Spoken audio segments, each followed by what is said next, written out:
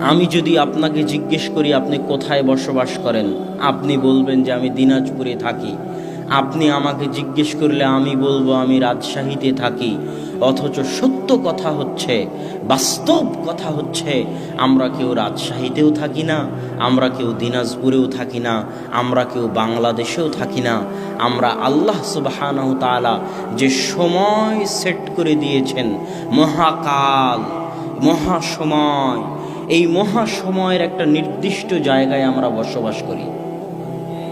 কথা যদি বুঝাতে না পারি তাহলে আমি ব্যর্থ।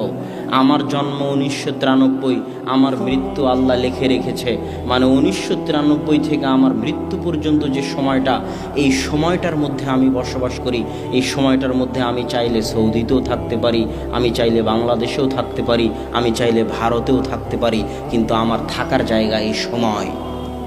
যেই দিন আল্লাহ আমাকে